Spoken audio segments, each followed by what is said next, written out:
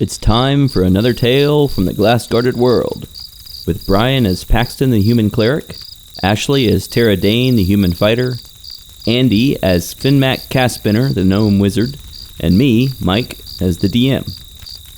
In the previous episode, Tara, Finn, and Paxton continued their journey north to deliver wheat to the town of Zauberfeld.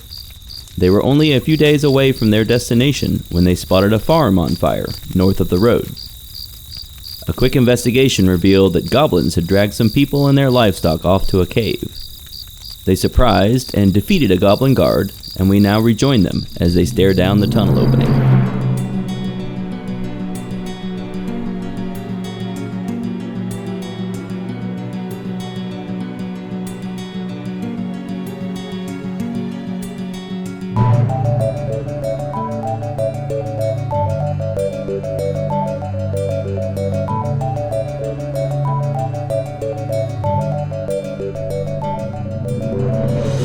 At your feet, a gray misty shape rises from the goblin's body and drifts to the east toward the center of the world.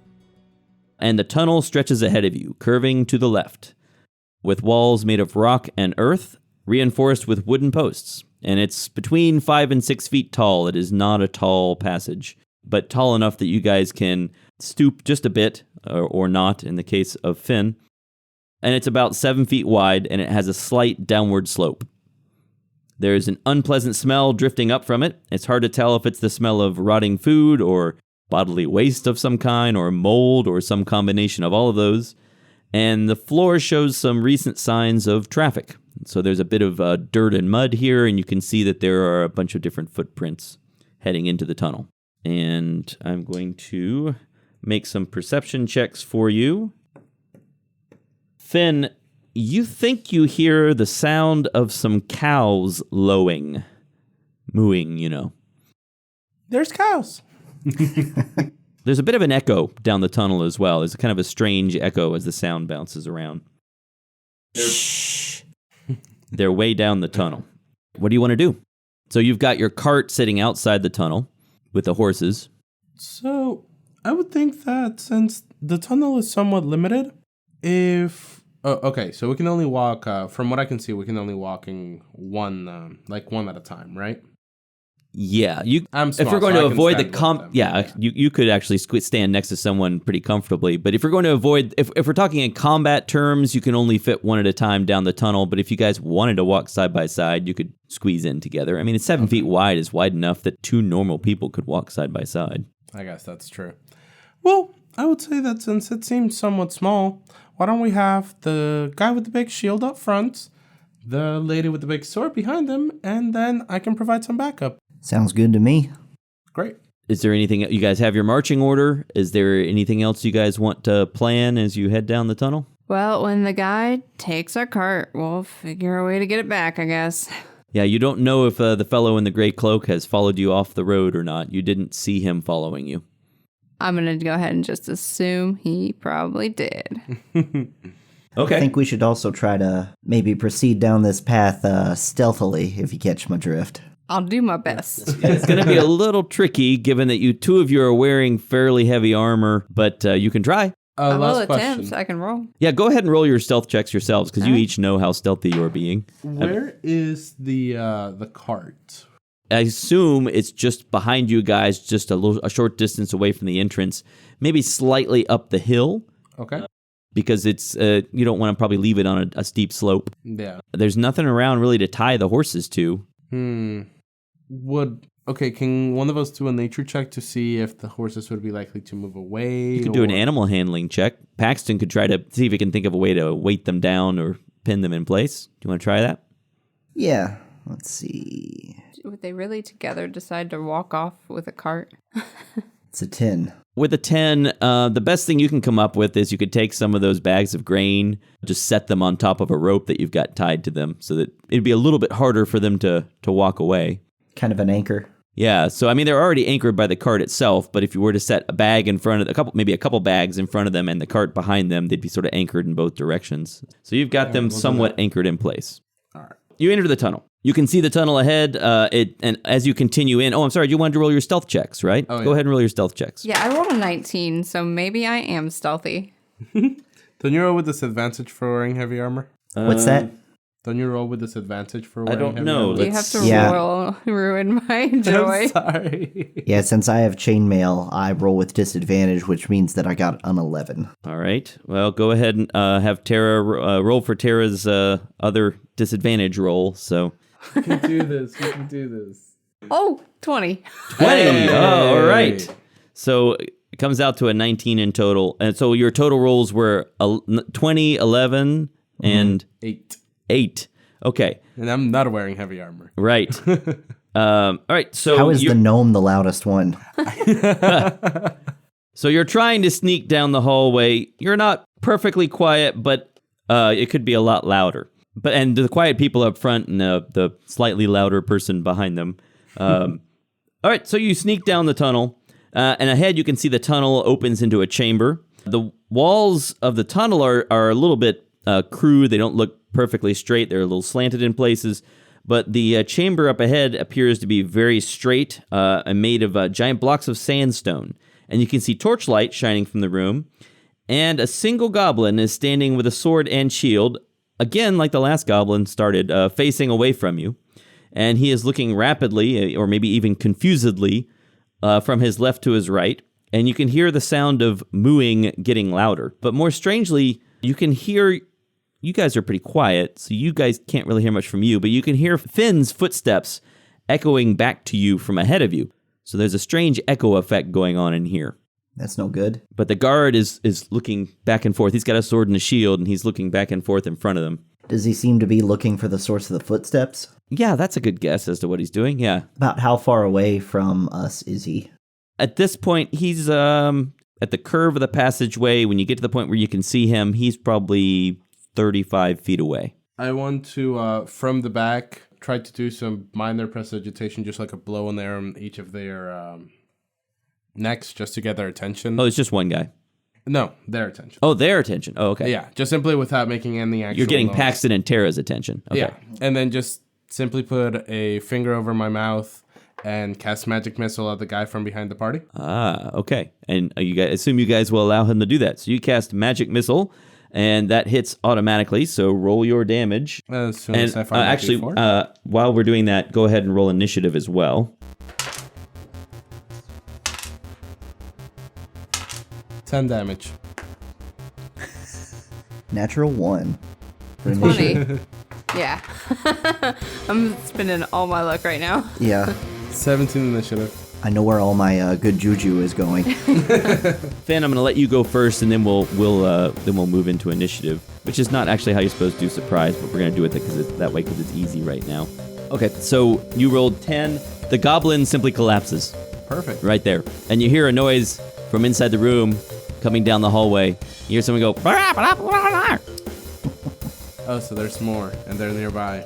Or that was his death wail. all right, Tara, it's your turn. Well, loot the body. Well, he's 35 feet away from you, so you walk down the hallway. Are you running, or are you walking, or what are you doing? I will be walking. All right, you walk your 30 feet toward the corpse. Well, it's not quite dead yet, but he's definitely unconscious. And next is Finn. What are you going to do? Can I firebolt so that I make sure it stays dead?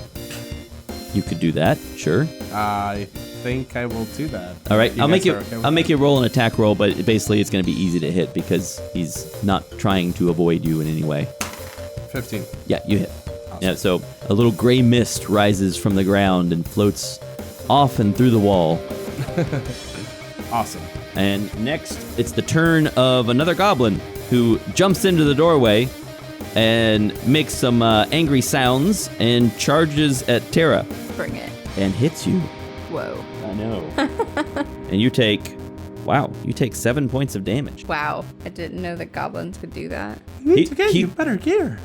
He looks surprised. He looks surprised at his own hit. He looks at his sword and looks at you and goes, And next is Paxton's turn. So, how close are you to death with that hit? I mean, I'm wounded, but I don't feel like the end is near right now. I'm pretty confident, maybe overconfident too. Okay, I'm gonna put my healing fingers back in their holsters then.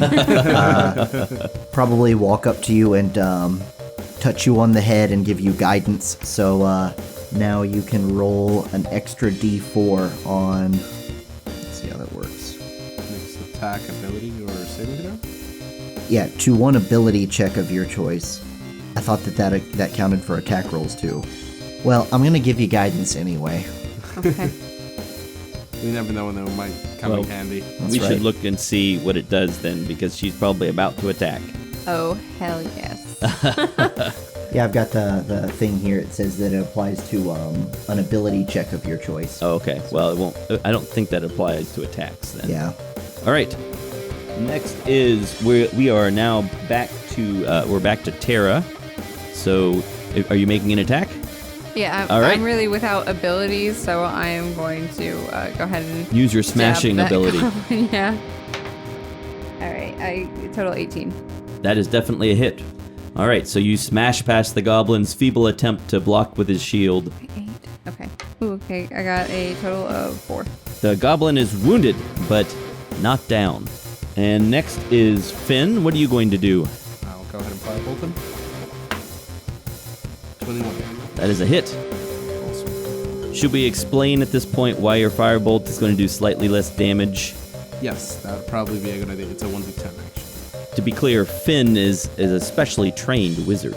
And Right. in this game, that means some custom rules that are unusual and not standard for D&D. So basically, whenever I roll, I will get a -2 to my damage, a -1 to any attack modifiers that I have. So when I roll this d10, I'll do -2 to the damage to see what I get. But it's not all bad. You get some bonuses for being in the Magistracy too, right? So I also, because I use less energy whenever I use my spells, I gain an additional spell slot. So at level 1, I have 3 instead of 2. And I can use 2 spell slots to actually gain bonuses on my attacks, such as bonuses to my damage and my attack rolls. So under regular circumstances, they're weaker, but if I choose to, I can actually make them stronger. And that being said, my roll was a 6, -2 to damage, that makes it a 4. All right, with that, the goblin says, "Rah!" and falls to the ground, unconscious. No gray mist. No gray mist, not yet. You want to finish him off? I Yes. don't have the ability to, so it would have to be one of them. So, Tara, are you going to finish him off? Yeah. All right, so what are you going to do? Just stab him? I'm going to behead him. All right. Just with a flourish, you know? I feel right. like that's the way you should go out. A little coup de grace. You don't even need to roll. You're right next to him. You can do a coup de grace. Okay. So gray mist rises and floats off to the east, and that's the end of combat. So what are you going to do now? I guess you want to look around the room. I'm going to grumble because my pride is hurt a little bit while I loot his body. All right. So you don't really find anything interesting on them. They each have a short sword and a shield and some grubby-looking leather armor. The room is, I'll describe the room a bit more. The room is 10 feet tall, and you can see that the tunnel continues on the other side of the room.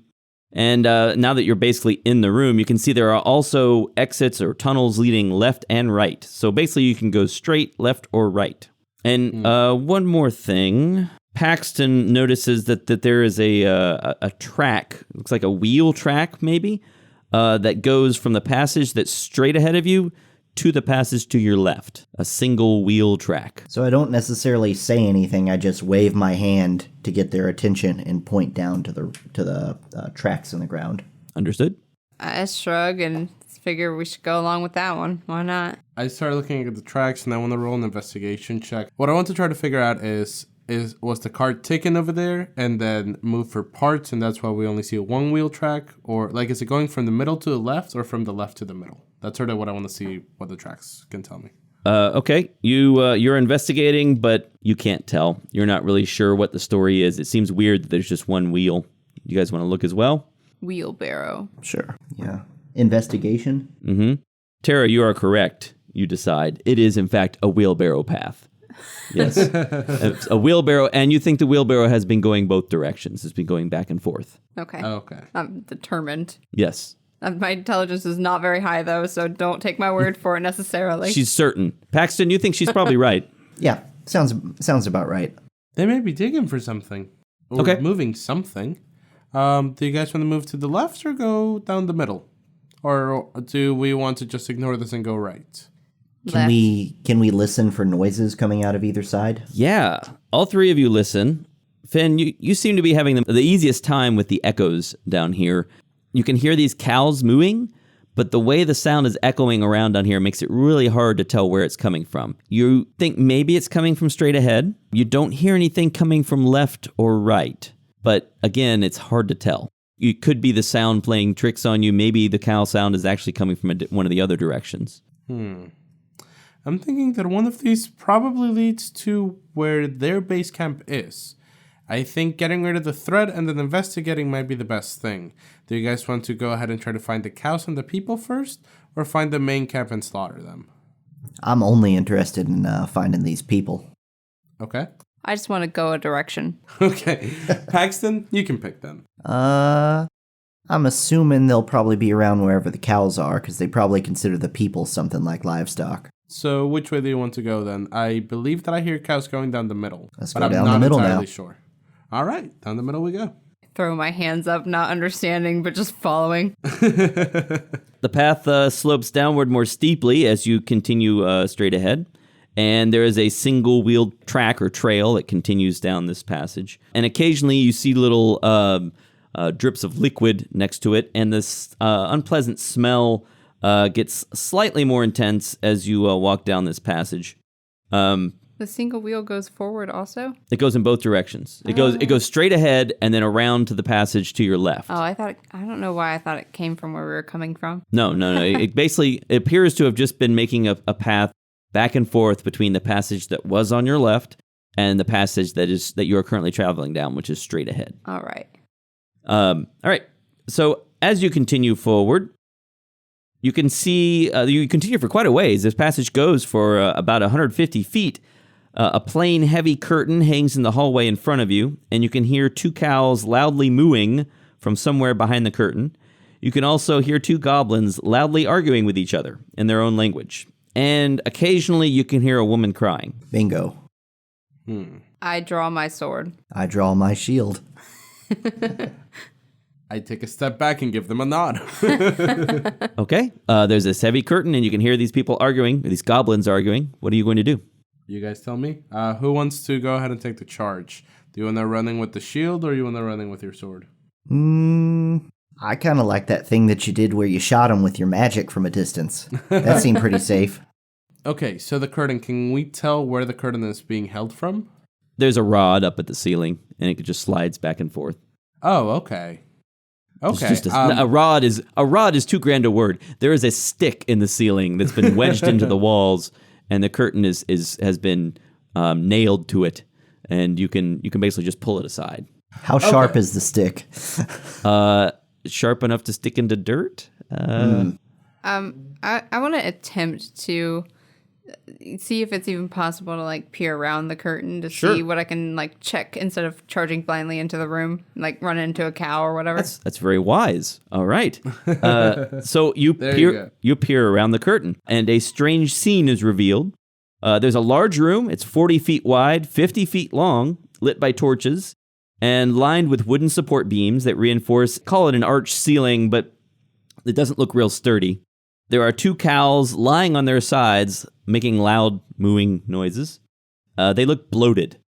There are two goblins that are shoveling some cow manure into a wheelbarrow. There are two humans, a man and a woman, probably in their 20s, tied to a post by their ankles. They're actually sitting down. The man is trying to comfort the woman, who is sobbing quietly. In the middle of the room are a goblin and a hobgoblin. The hobgoblin appears to be in charge, judging by his polished helmet and his quality chain armor. The goblin, however, appears larger than normal for a goblin, and he's brandishing a shining glass sword.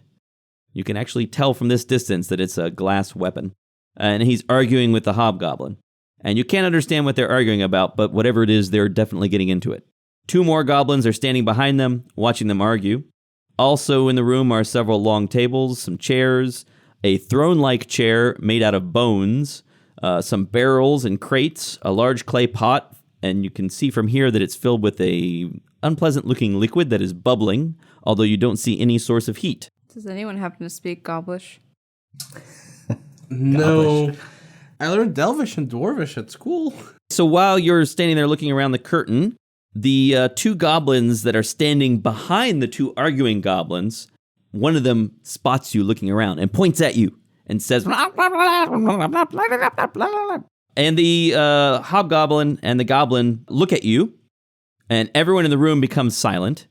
But the hobgoblin breaks into a big grin, and he says, "Welcome. We're so glad you're here. You help us with big misunderstanding, yes? These nice humans are going free now. We send their cattle with them. You help us get the cattle up. We lead them out of the cave. You take them home." Well, why are they here? Oh, big misunderstanding. Could you explain further, please? Well, we want to welcome them to neighborhood. And they've just moved in here recently. Well, we invite them for dinner, but they don't want to come. And they get all upset. At this point, the other goblin says, "Yes, me burn house." And the hobgoblin looks at him and says, "Gibdar, me say no burn house. Why? Why you burn house? This not work if you burn house?" And Gibdar crosses his arms and looks smug. And he says, "You crazy, Lord. No burn house is boring. Burn house more fun. Go ahead, sorry. Me, Gibdar, cannot go wrong. Strong is good. Burn is good. They here now, Lorne. How they get here? They get past guards. They kill us. How long you let that go on?" He then says something in Goblin that you don't understand. The other goblins start to cheer, but Lorne the hobgoblin casts them an angry look, and they begin inspecting their feet. Lorne says something to Gibdar and Goblin, and Gibdar, the goblin, glares back at him. And Lorne, the hobgoblin, turns to you and says, You take humans to other people. Take them and their cows, and they rebuild. Here, I give you coins. 5 silver. A good start, right? I want to roll insight on Lorne. What's your insight bonus? +2. As far as you can tell... Wait. It's +5. +5. Yeah, all right. So sorry. As far as you can tell, he has some kind of ulterior motive, but it seems that he genuinely wants to give you some silver and get you to escort the humans and their cows out of this tunnel. Can I try to observe the cows and see what's going on with them? Because he also wants us to lift the cows up and they're bloated. Yeah, the cows look like they're not feeling well. They are, their breathing is labored. They are more flatulent than usual. And they look really miserable. I'm going to look at one of the male humans, since he's the one that's not sobbing, and ask... They look terrified. Sir, what's going on here? He says, well, can I talk? Is that okay? And Lorne says, yeah, of course, you go talk. And he says, well, they came over. They came to our house. We were just minding our business, eating dinner, and we hear this knock on the door. We think, who's knocking on our doorway out here? So Odella here, she opens the door, and this big hobgoblin, Lorne there, he tries to talk about how he wants to invite us to a little get-together, welcome us to the area, and we just finished the house in a couple months back, and, we're new, but he won't take no for an answer. We're not going with no goblins and hobgoblins, that ain't smart. So they drag us off and our cows, and we've been tied up here for the past few hours. So they dragged you here, and they also tied you down after bringing you? Well, we were trying to get away, and so they wanted us to stay, and they said they were just trying to be nice. But yeah, they tied us down. And at this point, the woman jumps in, Odella, and she says, and while we're standing around, they start stuffing the liquid from that barrel over there. They start stuffing it into our cows. That didn't seem to sit well with the cows, as you can see. Oh, well, I don't know what's going on. I don't know what they're up to. I'm gonna look at Lorne. What were you serving for dinner? He says, I'll show you. And he walks over to some of those barrels in the room, and he opens one of them, and there's a bunch of dried fruit, and some dried fish, and some flour. He says, I was gonna make some biscuits. It's gonna be good dinner for humans. So what did you tie them down? I believe you that you didn't want to burn down their house, but you were obviously there when they got tied down. Well, yeah, I didn't want them to leave because I want to share dinner with them. And why was dinner so important? Well, I want to be hospitable. I'm good neighbor. What about the cows? What about the cows? What's the liquid? Feed the cows, too. Cows like soup. But if they told you to stop... Everyone knows that. Will you eat the soup you fed the cows? Oh, it's cow soup, not for. Can I insight to see if he genuinely thinks that he's feeding the cow soup and wants to? Sure. Do that? What's your insight bonus? Oh gosh, it's wisdom is 1. You suspect that there is something else going on with the bubbling liquid that has no visible source of heat. He's fibbing about something there. So, if the liquid is just cow soup and it's not very important, you won't mind if I just pour it out since it's apparently bad. It's making the cow sick. Here, I'll just go ahead and help you. And I make a mage hand to go ahead and tip over the Okay, pot. it's a big, heavy barrel. It'd probably be hard to tip over. But you can try. All right, can I just operate the hand? Because he doesn't know that I don't have the that you strength. can't do that. Right. Yeah, and just right. simply like pretend like I'm starting to tip Okay. it. He runs over to the barrel and grabs it and says, No, that's not necessary. They don't have to eat anymore if they don't like it. It's fine. Can I, in intimidation, can tell Lorne that he needs to eat the soup? Oh, okay. What's your intimidation bonus? You'll know if you succeed or not on this one. I'll let you roll. All right. What's your intimidation bonus? Nothing. Well, no, 2. Okay, That's great. Proficient in intimidating. What does he does he I got resist? a 19. You eat the soup. He says, I really don't want to eat soup. It's not good for hobgoblins. I make a spark of fire in my hand. Eat the soup.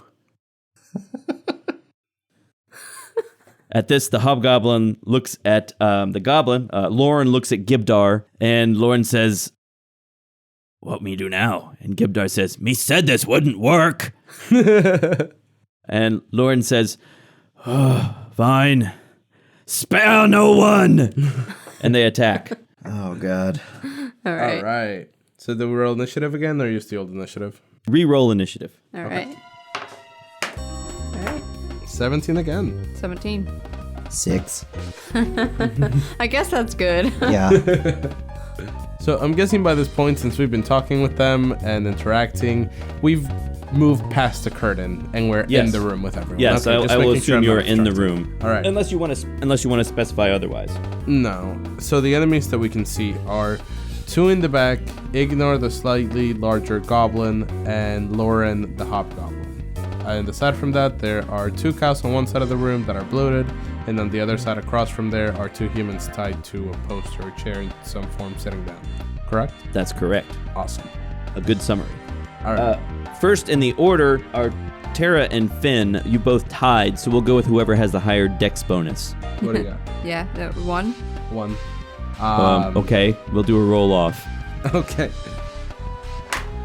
10. I was rolling a d12. 1 second. 9. You go first. All Okay, right. Tara goes first. So Tara, there's a larger than usual goblin. There is a hobgoblin. The goblin is the guy with the glass sword. He seems very sure of himself. And then there are the 2 goblins, regular goblins behind them. Grindar is the one with the glass sword, the one that burnt the house, right? Yes, Gibdar is the one with the sword. Okay. I'm going for Gibdar, Okay, the house burner. And I got a total of 20 that is definitely a hit. and 8 damage. All right, that is a solid blow. Gibdar was not expecting that, but he looks still extremely confident in himself. And Finn, you're next. Okay. I am looking at the distance for my grease spell at the moment. Nice. I am thinking... Okay. So how far away are the 2 goblins in the back? They're right behind Gibdar and Lorne. I mean, maybe they're 10 feet behind them. They're pretty close. They're all. What's the area of the spell that you can affect? Hey, Mike here, cutting in with a DM's note and apology. When I asked about Grease's area of effect, Andy thought I was talking about the range of the spell. As a result, I thought Grease covered a much larger area than it actually does. Also, we got confused about when people in the area of effect need to save, and this resulted in a mess. I've tried to streamline it a bit with editing, but it's still a disaster. At least it was a hilarious disaster.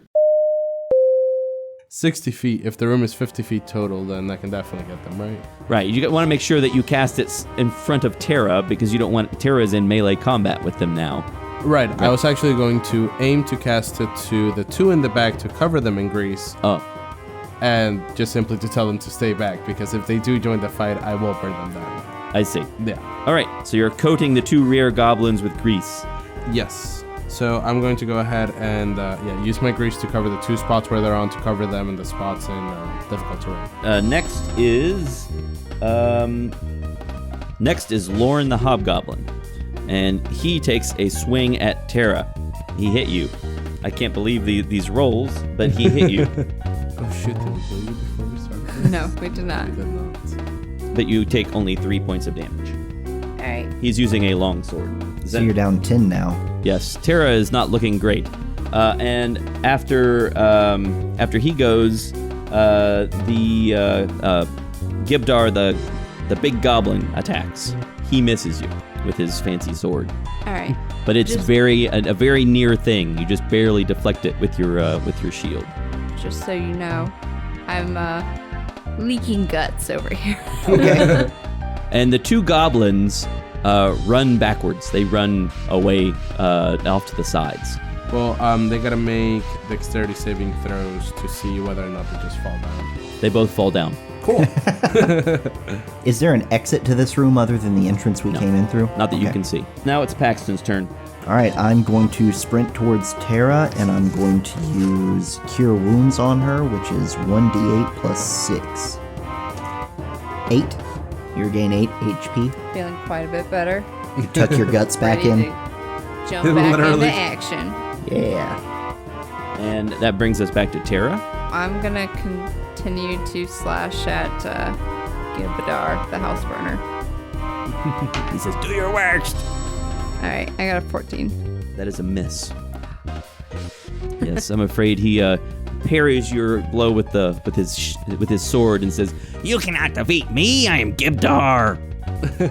So just to let you all know, my compunction against fighting doesn't apply to goblins. So if you can kill this guy and toss me that glass sword, I can jump into the fray with you. Oh, you got it. If you want, I can throw you I have a dagger that I can throw you. I kind of want that glass sword, though. I want the glass sword. God, I want it too. Finn, it's your turn. So right now, the two goblins are fallen over about 10 feet behind Ignore. Yep. Ignore and Lauren are in combat with Tara. Yep. Gibdar and Lorne are in combat with Tara, and Paxton is behind Tara. And okay, so relatively speaking from each other, where are Tara and Paxton from Ignore and Lauren? Tara is 5 feet. Yeah, Tara is just 5 feet adjacent to them, and Paxton is 5 feet behind her. Okay, so my main question is, can I do a cone of fire, burning hands? Can I position myself in such a way to, it's 15 feet, to hit Ignore or Lauren, or both preferably, and the two in the back? So I want to hit one or the two in the front and then the two in the What's back. the range of the cone? The cone is 15, so if the other two are in the back, I You can can be hit within all five- of them. I can hit all of them? Yes. Will I hit them? No. If you Alrighty. step to one side, you can hit all of them. So I'm going to go ahead and do that, and then Burning Hands with my last spell slot. Now, do they get a save? For Burning Hands, yes. I believe that they do a dex saving throw or take half damage or no damage. Here. Each creature within the 15-foot cone makes a dexterity saving throw. Creature takes the damage on a failed save and half as much on a successful one. And what's the DC? For my spell, it's 14. Gibdar and Lorne do not save, but the two goblins in the back do. They're fallen prone, though, so... They've fallen prone. Do they get disadvantage or anything to a dex saving throw? I don't know. Let's look up prone. Creature has disadvantage on Probably get rid attack of rolls. extras if you're Yeah, so it says prone. The only movement option is to crawl unless you stand up. It has disadvantage on attack rolls, and an attack roll against the creature has advantage if the attacker is within 5 feet. Otherwise, the attack roll has disadvantage, none of which is relevant for what we're doing right now. Yeah, so it's basically, all they, good, yeah. they roll out of the way. Yeah, that's perfectly fine. So let's And go take ahead and half see how damage. much they're real damage. slippery, so Yeah. 2, 1, 2, 5 damage for everyone. 5 damage, and so 2 damage for those other two goblins. Right. Yeah, I think it'd be a good idea to take them alive if possible. The ones in the back? Yeah, we can try to do that. I try to run to one of the sides within half a second or so, try to aim the angle of my attack, and then just let the energy build into my hands as they start to glow and shoot off fire into everyone. Okay. Making sure that I just fringe them a little bit, not actually hurt my party. Does that mean all the grease in the area lights on fire? It should, and they're covered in grease. Okay. So you let me know if that deals any extra damage. What does it say in the grease spell description about... it doesn't actually have anything about ignition. Let me go ahead and see. Grease. No flammability disclaimer? No. When grease appears, each creature standing in the area must succeed a dexterity saving throw or fall prone. A creature that enters the area or ends its turn there must also succeed a dexterity saving throw or fall prone. So, no, it doesn't say anything about ignition. Let me try something real quick. So the ruling, as far as grease's ignitability, the consensus seems to be that it is actually, and because the spell description does not mention that it is ignitable, Yeah, it is not. that's perfectly fine. We can consider it magical grease rather than Right. like conventional oil. Right. But they're still prone, and Gibdar and Lorne have taken some damage. It is Lorne's turn. Lorne pulls out a potion and chugs it and disappears. Oh dear. Damn. The helmet would have looked nice on me. Even though I probably could have used it. Gibdar says, "You coward! Lorne, come back here!" So How big's the entrance? it's 7 feet wide. All right. Although there is that heavy curtain, so if the curtain moves, you know where he's gone. So now it's the goblin's turn, starting with Gibdar. All right, Gibdar takes another swing at Terra with his sword and says, "I'll destroy you!" And he hit you again with his sword. He says, "I'm invincible!" We'll test that. This time he hit you for 8 damage. Back down to Back spell to guts. spilling my guts. Yeah. The 2 goblins in the back, they spend their movement standing up. That's their movement phase, right? You can you can do that as your movement phase is stand up, right? Yes.